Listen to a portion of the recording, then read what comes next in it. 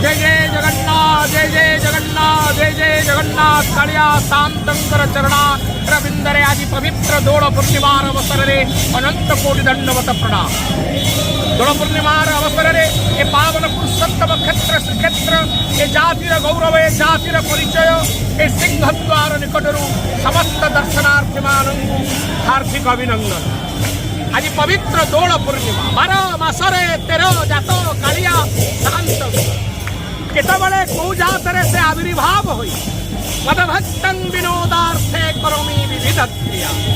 भक्तमानं को आनंद देवे परित्राणाय साधूनां विनाशाय चंदुष्टा।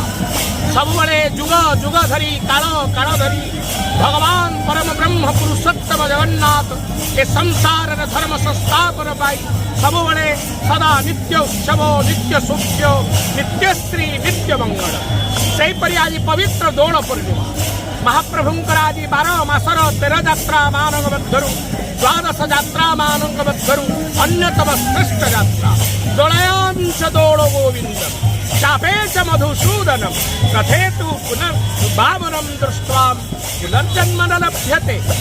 शास्त्र कहती जे दोल पूर्णिमा दिन दोलवेदी उपरे दोल उपरे स्वयं गोविंदं को दर्शन करिवा चापरे मधुसूदन दर्शन करवा रथरे वामन रूपी भगवान दर्शन कले अनंत साजुज्य मुक्ति प्राप्त होता है। कहीं के पर्व पालन करा जाइता एई पर्वर अयमारंभ फगुण मास शुक्ल पक्ष दशमी तिथि ठारू चतुर्दशी पर्यंत 5 दिन व्यापी महाप्रभु चाचरी बेसरे श्रृंगार होई महाप्रभु दैनंदिन लीला करू।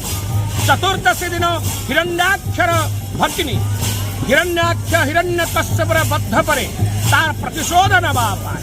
हिरण्याक्षर भगिनी होलिका नामक राक्षसी जे कि मेषाकृति अटे मेंढा परी अटे एवं से भगवान प्रति अब आक्रोश रखी जर्जरित ही नानादि प्रकार महामारी जीवाणुमान ए संसार छाड़ा भूलोक भुवलोक स्वलोक तीनी लोकरे तातंक सृष्टि कला देवता ऋषि मुनि गंधर्व समस्ते भगवान निकटरे शरण पशु। महाप्रभु होलिका राक्षसी की बद्ध करवा पाई फगुण मास शुक्ल पक्ष दशमी तिथि एक लीलायमारंभ कर एवं होलिका उत्सव विविध रंगरे सारा संसार को रंगायित कर महाप्रभु चतुर्दशी दिन दोल पूर्णिमार पूर्व दिन महाप्रभु होलिका राक्षसी की बद्ध करे एवं नीति मध्य श्रीमंदिर अनुष्ठित होता है दोलवेदी कूड़े।